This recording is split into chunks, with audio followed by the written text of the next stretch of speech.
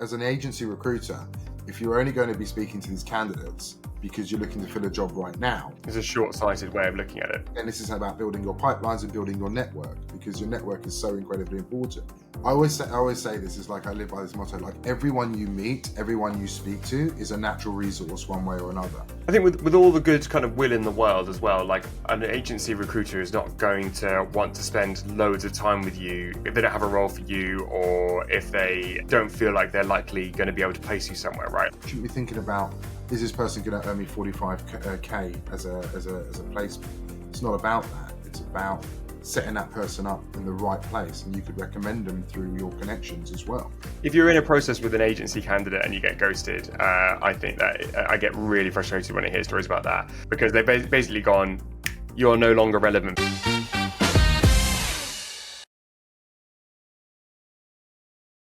Hello and welcome to the Open to Work podcast.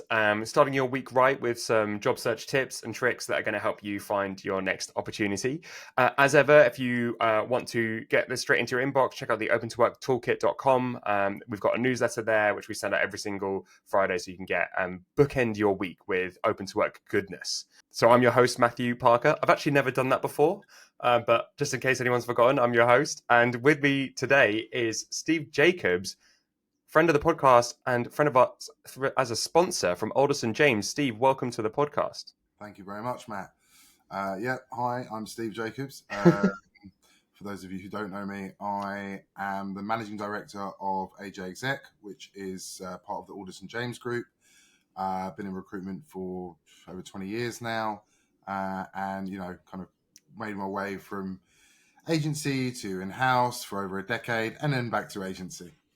Steve is like a bit of a BNOC, which is a word I got thrown back at me the other day, but it's a big name on campus. Like, people in the recruiting industry know Steve Jacobs. He's well respected and loved. He was one of the first people that I spoke to when I was returning from Australia to find my next opportunity. And we've stayed in touch ever since, which is really like 6-7 years or something like that since we last spoke. So since we first properly met.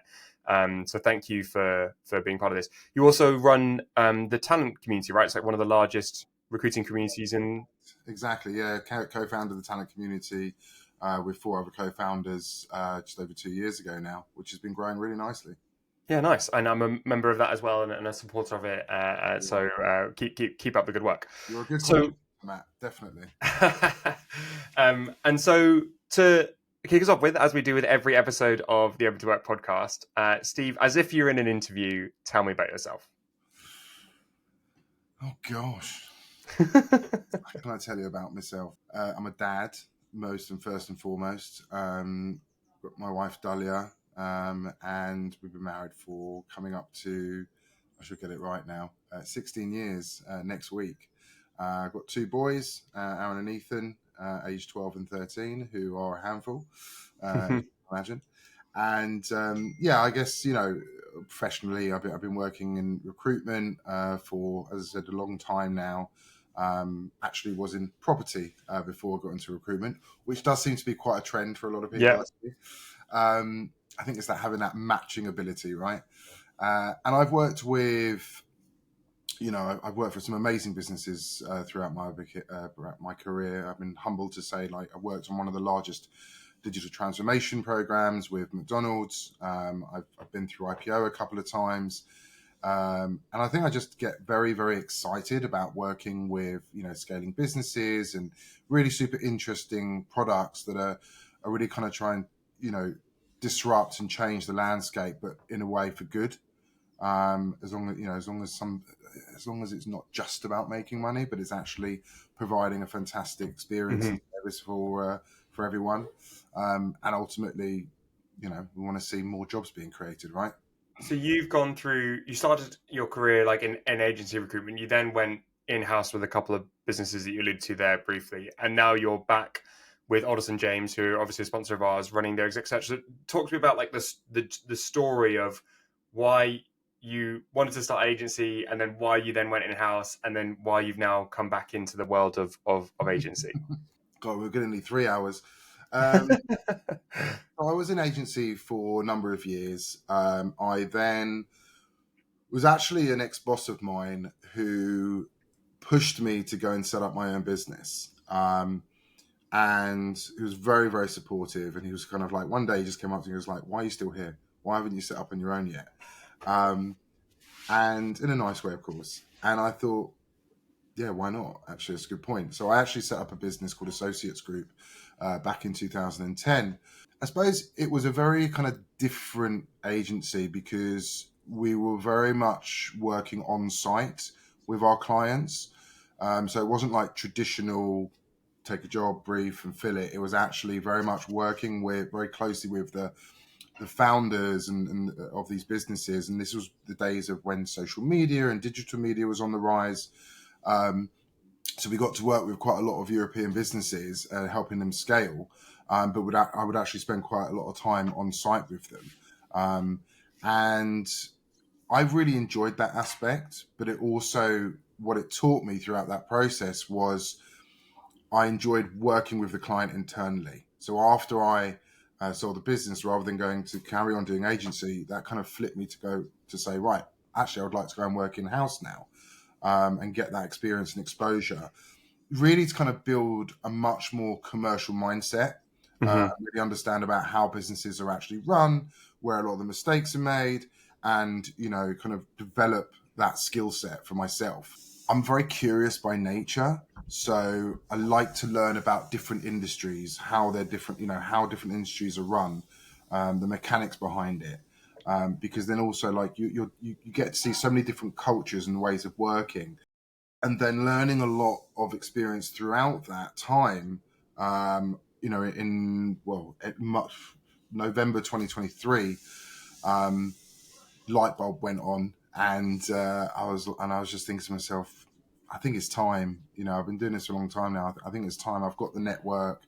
I've really enjoyed working with C-suite, and I've seen a lot of mistakes, especially during COVID, which we still don't like talking about, but we still do talk about. But I've seen a lot of mistakes where companies, have overhired, they've hired the wrong leaders into their organization, haven't done enough due diligence when it comes to, workforce planning and really kind of thinking about what the challenges that they're trying to solve today, not in 18 months. And so it's kind of, there was a lot of running before walking, right, with a lot of these businesses. And that's fine. Like you see that all the time, and it's okay to do that because they do need to learn from those mistakes. But from my angle, it was very much around where I can help them stop making those mistakes, right, and get to their end goal much faster by hiring those right leaders into those organizations. I decided to launch an exec search firm. Had a good relationship with Alderson James. They brought me in to set up the exec search function, and it'll be a year on Tuesday, actually, on the 11th of March. So yeah, it's been quite a journey. I remember when you took that job. It was when that kind of all came together for you. It was really exciting, and it pivots. Like, it seems like it's going to be a really interesting journey that you're going to go on over the next couple of years with them. Yeah, definitely. And it's been, I can honestly say, like, hand on heart, I don't think I would ever go back to in-house now. Really? It's because I'm enjoying what I'm doing. I'm not, I don't feel like I'm no disrespect, but I don't feel like I'm another employee in a business, right? Or a cog in a wheel. I feel like I'm making much more of an impact. And really, working with multiple businesses at the same time. Yeah, and I can totally see that. And for the right person, I think that's that energy of working with businesses, because that C-suite executive search roles, you are having such an enormous impact with the time that you're spending with them, and so the reward is very, very high. I think for me, what kind of gets me out of bed a little bit is like the transformation journey that a business is going through, which at the moment, at this point in my career, I'm finding I'm really enjoying. Like you get to take an entire company on a journey and like think about their philosophy, and it's like bigger, like more conceptual and operational like things. But I can definitely see a world where I'd go back and as well, like, and consult and advise, because I think one of the things that we were talking about is there's a lot of tired legs in the recruiting industry at the moment. And by that I mean, like, it's been a lot. The last like decade has been a lot for people, post financial crisis. Yeah, Then there was a massive boom again. There's Then no doubt about it. COVID got absolutely cut our jobs to absolute nothing. And then it was a massive burst again. And then we were on a huge high, and then we got absolutely railroaded again in 2022, and it's been kind of quite slow since then. And really, the world is shifting around us in a way that we've not really seen in recruiting before, and I think that is super tiring, especially if you've gone through already one or two of those. Yeah, it's been very hard to adapt for many, right? I mean, the reality is we know and we've seen it every day Mm-hmm. in our industry, the amount of candidates there are available versus the amount of jobs available. I mean, it doesn't match. It is quite emotional, I find, sometimes when like I put a recruiter role up the other day and we received like 500-600 applications within 24 hours, and it made me really like quite sad. Yeah. That so many people who are really good, are still like struggling for work. And it's an important reminder, like, especially if your own work and you're a recruiting leader and you're listening to this and going, it's still pretty rough out there for a lot of people. And that's why this kind of podcast still continues, because I think, it doesn't look like that's fundamentally changing anytime soon. And we want to be able to give people the tools to navigate this changing landscape. Alderson James are one of the leading people and talent agencies. Since 2013, they've been responsible for over 1,000 people and talent hires, including one in a company that I used to work at. They helped me hire my head of technology TA, so I know the guys there pretty well. They've been responsible for scaling some of the most innovative companies in the UK and the EU. Also recently just launched in the US, so even folks in your neck of the woods now, James, can get involved for contingent, retained, and executive search, and they also now do embedded through AJ Exec, so they can do it all. And with that pivot, see how I did? I'm getting good at this now after 45 episodes. What do you think, as a recruiter's done basically every job in recruitment now, what do you think are the biggest misconceptions that job seekers have about the role of a recruiter? Maybe the biggest misconception is the caring aspect, right? Mm-hmm. I think it's the realization that we get burnt out very quickly. And we do get burnt out very quickly because we are at the front line of that organization that we're working for, right? Just like if you're in an army. So whilst we're trying to, keep everyone happy that's coming in through application or through the door, we're also trying to keep everybody happy that's giving us the directions and the instructions, right? From our stakeholders. So it's a big balancing act. And I don't think sometimes people realize how much we have to actually manage in that, and we do that daily.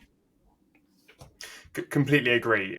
When you look at the social media and the dialogue on social media, it's really easy to see a massive amount of negativity about recruiters individually, and that people have very strong negative opinions about recruiters in either their intellectual capability, the work that they do, the role they play in the organization. And that's why I've always challenged this idea that recruiters will be replaced by AI, because I think underneath that is actually what you're saying is your job is straightforward and easily replaceable.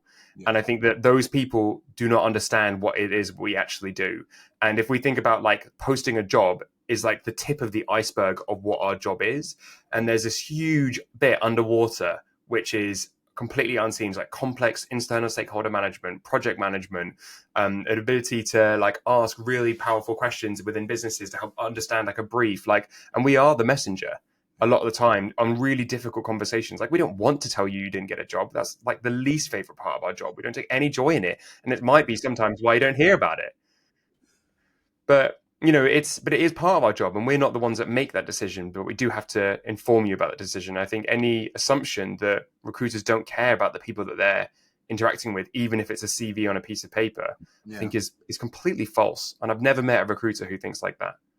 No, I think you're right. And also, this is kind of, 50% of our job is to, unfortunately, either offer or reject candidates. But then 50% of our job should be, and I believe it should be, where we are offering advice and guidance to the candidate, right? To give them, what can they do better? And you have to be honest and transparent about that with them, because I've had many conversations with candidates where I have been very brutally honest with them, and I'm kind of like thinking this is going to go over really badly, or they're going to actually take it on the chin basically and accept it. And thank God I've had very good responses from that, and they're like, no, I really appreciate that. Yeah. Actually, can we spend a bit more time? Maybe you can help me rewrite my CV or my cover letter, right? So they're actually, and that's how the relationships start to build up, where you can really kind of be that consultative mindset to help these people get into work. Yeah, and I find when you give like direct feedback at any level, basically on someone's performance within an interview process, it either goes one of two ways. It's either like very defensive and telling you why what everything you said was wrong, or it's really appreciative and like trying to listen and engage and kind of learn from that interaction. Yeah, Sometimes it's also the fault of the person who's giving the feedback, who doesn't necessarily position it in the most impactful way, or it's the strength that they have within, right? Like they haven't been given the right feedback because they're the messenger. But generally speaking, it's it goes one of those two ways. So that everyone fully understands, we've used these terms like agency, we've used this term in-house a few times. What do each of these terms mean, and what is the difference between a quote unquote agency recruiter and an in-house recruiter? The key kind of fundamentals really are it's internal versus external, right? First of all, so internal will be that internal stakeholder, that person that's kind of helping and supporting, driving that workforce planning, the employer branding piece, really kind of educating, well, they should be educating their stakeholders on what their competition are doing, and also, really kind of delving into where is that kind of top talent that we should be addressing and attacking or headhunting, right? Again, another big difference, by the way, which we could probably go into between a recruiter and a headhunter. I think a lot of people don't really understand that. And so it's much more like you are part of the business, okay? It is your business, and any recruiter working internally should be feeling like, I want to bring the best talent because this is my company. I want this company to be successful. Typical agencies will work slightly different because they're looking at much more kind of pace, speed, right? They want to get those placements in much, much faster for you, which is not a bad thing, but the internal person will be thinking much more kind of longer term, longer cultural fit, that type of stuff. Whereas the agency will be like, quick, let's go, hire, multiple clients. I got to keep pushing. I got revenue to bill. I need to earn, earn my commission. I'd say that it has changed. I mean, again, I hadn't been an agency previously for, 12 years before I came back. And I have noticed a big change. It has become much more professionalized. It has become much more consultative. And you're not just kind of taking a brief. You're actually starting to challenge. Well, actually, do you need that person right now? Maybe we can look at something a bit less. Yeah. So I think ultimately the key like differentiators is that you are an external consultant offering external advice, giving you market intel, market intelligence. You really kind of can act almost like you can be probably more honest with the client than an internal person could be, because you're not going to lose their job. You're not going to lose your job by being too honest, right? Whereas an internal person has to kind of really kind of manage that conversation carefully. Yeah. For sure. And that's been actually my experience, with some of my clients where I'm being very honest about their approach, their brand, their realism as well. And they're like, they're saying to me, thank you, I'm not getting that from my own internal team. But I think there's a bit of a fear factor there, because I think and it's not their fault, but I think there is a fear factor because of what's happened over the last 3 to 4 years. Recruiters are still fear that they might lose their job because it's so volatile. So maybe if they're too honest, but yeah, I mean, that's how I see it. Yeah, I think it's an interesting point. Like on the other side, whenever I think about like what an agency and where I use an agency, it's really that my expectation is that you have either a very strong network in the specific area that I'm coming to you for. So it could be that I really like that it's either a new location or a country, or I don't have the capacity to take on that role, so I'm already really, really busy. I don't have any availability within my recruiters, or that it's confidential and I can't go to market for it for one reason or another, and I can't use my own recruiters for it for one reason or another. And there are reasons that, like, well, I won't go into the reasons, but there are reasons why someone would not be able to go to market for a role externally. And so that's why you might use an agency. And so you might be dealing with someone who's got like a deeper specialism in what they're looking at and talking about. Exactly. Most agencies, good ones, will have spent, years perfecting and, crafting that top 1% talent pool within those specific skills areas. So if you've got an urgent hire, but like you said, you don't have the time because you've got so much else going on. Transformation is huge, right? And that can really take it out of you. So that's when you 100%, I would always recommend go to an agency, because you don't have time to waste, right? Having someone not in that role is going to affect your business from a monetary perspective, for sure. Yeah, and so from a candidate perspective, I think it's important to understand these differentiators, and maybe we can talk slightly, about how they're incentivized, right? So agencies are often incentivized on completion, not exclusively, but i.e. that means that when they're working on a role, they only get paid if that person gets a job with them. They might work on an agency. I'm not saying that your agency does this, but an agency could be working on 1 to 15, like an individual 1 to 15 roles with different clients at any given time, and multiple people could, in theory, be working on multiple agencies could be working on the same role at any given time as well. There's a whole bunch of reasons why I don't like that model, but it does happen. If I'm a kind of a recruiter, if I'm a candidate, looking to engage with like a recruiter, like what's the best in agency? What might be the differences and how I might approach that conversation or think about the relationship I might have with that agency recruiter? I think it's a relationship of transparency, right? It's understanding that the candidate is being transparent with you about their search, how their search has been, what's been some of the challenges that they face with other recruiters as well, and then being very clear on, I want to specifically work in this industry, right? These are the types of businesses that I would like to work with. Recently, some of my candidates, kind of more at the senior end, have started developing portfolios, websites, which I think is a great idea. Why would you not showcase, designer showcases everything that they've worked on. So why would you not showcase everything that you've basically built? If you've taken a business from 50 million to, 5 million to 50 million over a 4-year period, don't just put that on your CV. Like, do a little presentation about that, right? Like that's something massively to be proud of. And I know it takes time to build these things and develop, but my God, we've got so many tools on the market now that can literally just build these things for you in 5 minutes. So, it's also important for the candidates to prioritize the right recruiters to work with. Making sure that you're not just working with any old recruiter that doesn't really deal in your sector. You've got to get into that. You've got to work with those specialized recruiters. Otherwise, it's kind of a waste of your time, and you're just going to get annoyed with the recruiter because they haven't contacted you about any roles. There's a reason behind that.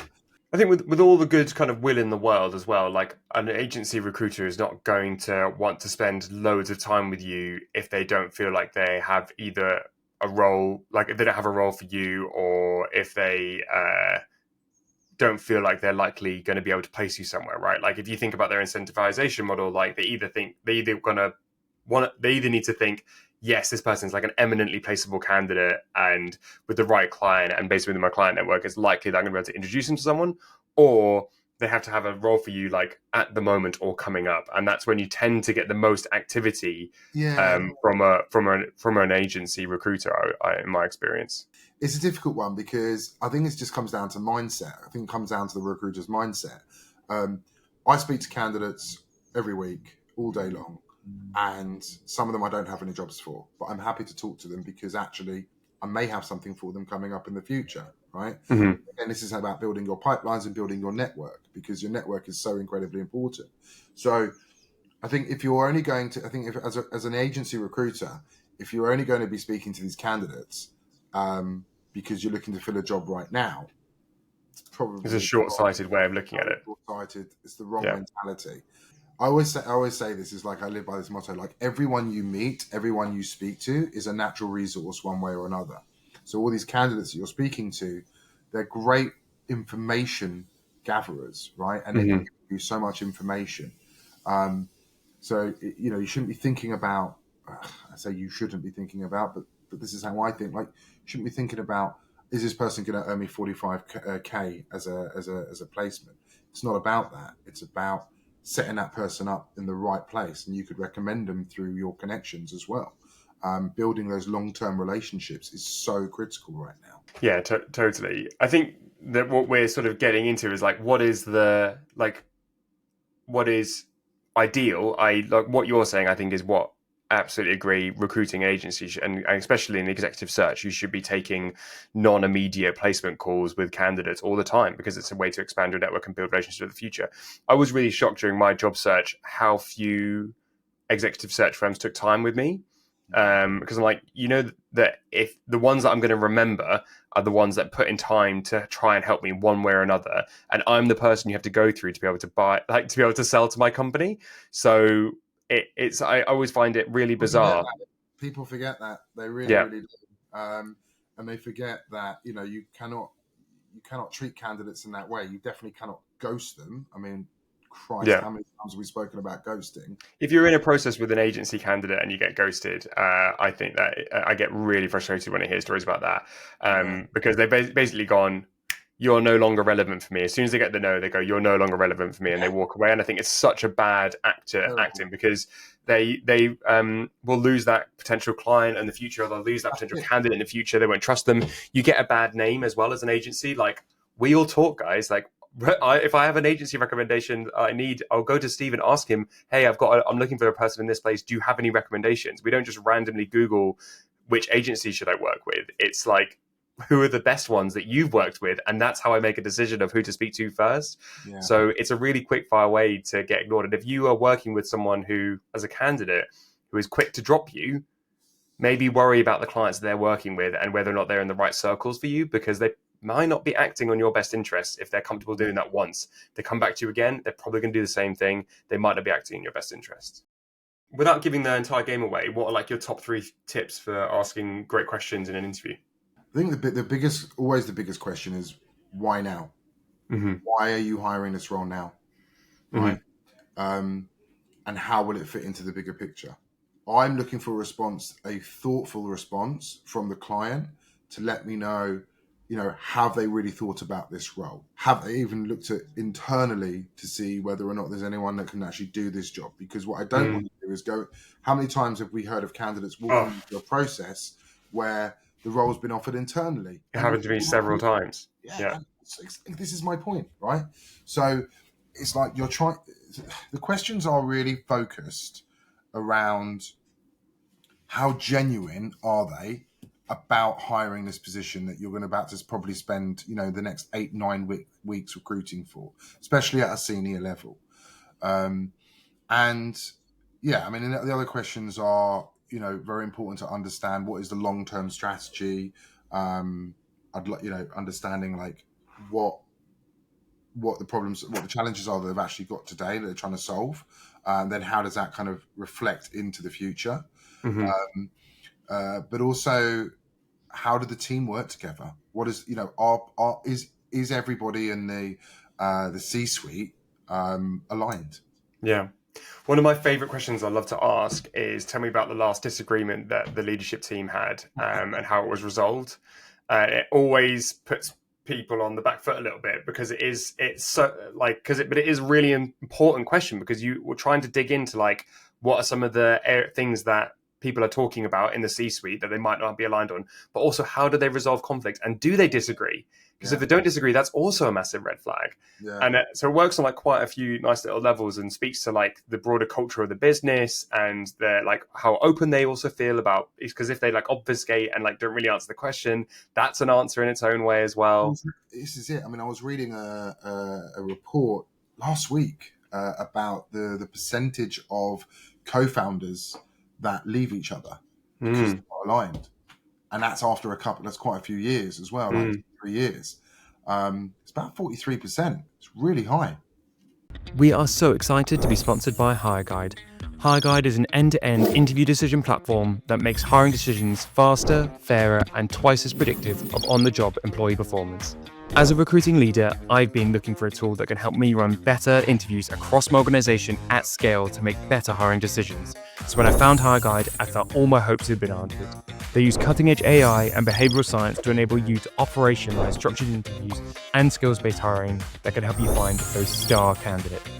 Hiring a dream team is no easy task, but with HireGuide, it can be. So one of the big questions I keep getting asked, either in the community or like on social media, is I was in a process with this recruiter and it's been like a week, like, should I follow up? When and how should I follow up? And there's a lot of this kind of nervousness around when to follow up with a recruiter and how to do it properly.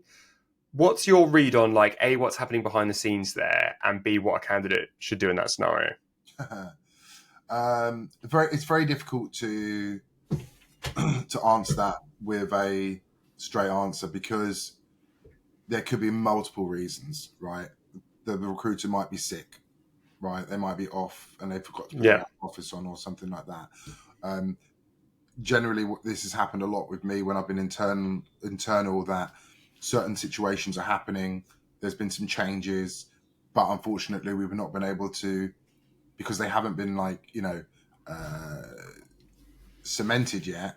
We've not been able to actually go back to those candidates with those changes because it's still being discussed. I think as a candidate, you shouldn't be afraid, every 2 days just to follow up, Every 2 days? Yeah, why not? Why not? Because especially if that candidate's in other processes and they need to keep the ball moving. But I also think it's not just on the candidate; it's on the recruiter. It doesn't take long to really kind of just send a quick 10-second message. I use WhatsApp a lot. I know I saw your post obviously about it, but I use WhatsApp a lot with my clients and candidates, and they really prefer it. Especially when I've got candidates in the US or in Hong Kong,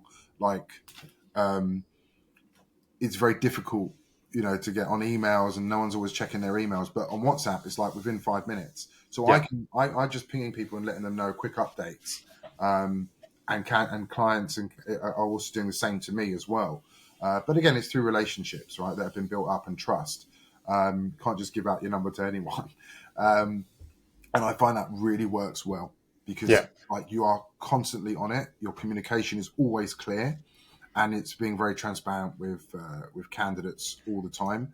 But I think as a candidate, don't be afraid to check in the recruiter. Just don't take it personally. 100%. If you don't get a response back immediately, there are going to be many, many, many reasons. You're not the only person that the recruiter is talking to. As much as you'd like to think you are. And we all know, we've all been there, right? We've all why isn't this person getting back to me? It's been 3 days, and you're going mad, It's hard because it's in your world, that's like the most important thing happening, but for them, it's one of like 20 things that are happening that day. My recommendation for this is start with assume positive intent. You don't know what's happening. They're probably quite busy. It's probably not something they're doing intentionally, but it is impacting you. So give it a couple of days to let the kind of to see if things come out in the wash. Yeah. If it's more than a week, we're starting to think there's another reason behind the scenes. Yes, reality is that time kills all deals, and that really does apply to recruitment. The best processes, the ones that you feel more confident with, you look through your entire life and your entire career, are the ones that had a bit of pace and agency behind them, and the ones that didn't and were very, very slow often end up filtering out or being unsuccessful. Yeah. And there's a reason why that's happening. Either the business is changing, or they're not quite sure, or they're whatever. There's something there. Exactly. And we've got to defend the recruiters as well, right? Because how many times have you sent an email to a candidate or tried to call them and they haven't responded back, and they've been in this? And it's frustrating for you, because actually you're trying to arrange an interview for them and they're not getting back to you, and time is going away and calendar slots are disappearing. So it's there is a lot of frustration there as well from us. Yeah. But I like what you said about building a personal relationship. I think if you're a candidate that is especially open to work and they are really thinking about this, like offering up a text, like moving over to text, I think is a really nice way of breaking down that boundary a little bit. And if you feel comfortable, obviously you don't have to. It's just like, one of the tools that you have in your locker. And the more of a personal relationship you build that person, the more likely it is you're going to get actual feedback and real updates on what's happening in the business and the situation and stuff like that. And even just if it's little check-ins with no news, we'll catch you kind of next week on Fridays. Like they are more likely for that to happen if they're on their phone than if they're on their emails, in my experience. And it's a nice way to break down those barriers. So not every recruiter is made equal. And I guess this can maybe be our final question. A nice, easy one to finish with. Not every person is made equal. And not every person is made equal. There we go. Philosophy. But some recruiters are better actors than others and better at representing their candidates than others. I'm talking kind of agency here. And I think we do give ourselves a bad name sometimes in the industry through some of the activity that has happened within our industry over the past kind of decades of work. What do you think are some of the red flags that you would should look out for as a candidate if someone might not be representing you in a way that you would be comfortable with? I think lack of transparency is definitely one of them. Mm-hmm. When they're not telling you the name of the company. Mm-hmm. Pressurizing them to accept a job that they probably might not want. There's also this one at the offer stage as well, and not understanding and not representing offers effectively. I feel like I see that happen quite a lot, because if they're compensated based on the fee, based on your base salary, for example, as a percentage, they're incentivized to pull up your base, which is fine. That could piss off the client. 100% it's going to piss them off. That's actually there might be other parts of that package that are more valuable to you. Correct. That they're not representing effectively. And if you have that person as the middle person, that's, I think, always, and I've seen friends of mine go through it recently as well. But then the recruiter's doing a disservice to the client at the same time. They are, because they're ultimately lying to the client, right? But we're not saying these are the green flags. We just say these are the red flags. Massive red flags, 100%. I think it's wrong, but at the same time, it's very wrong for a recruiter to push down people's salaries as well. To try and fit them into that box of their budget that the client has given to them.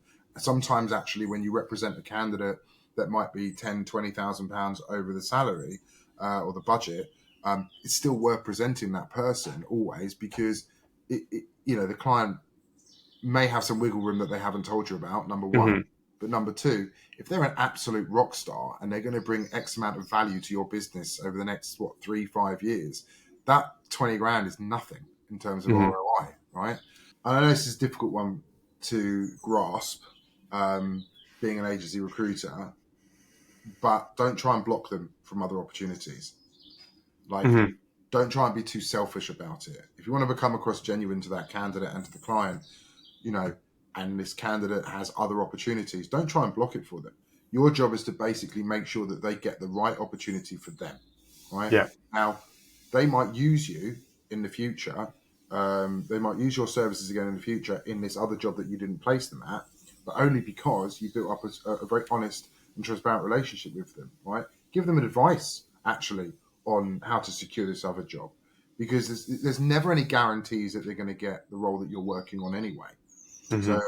So never, don't ever block anyone from opportunities. I actually remember really fondly when I moved to Australia, I was working with an agency who had successfully basically got me to final stage and offer with another company. But I remember speaking to the recruiter and saying, look, moving to this country, is there anything else that I should be looking at before I sign? He said, look, I've been really thinking about this, and I know that you actually should go work at this other company.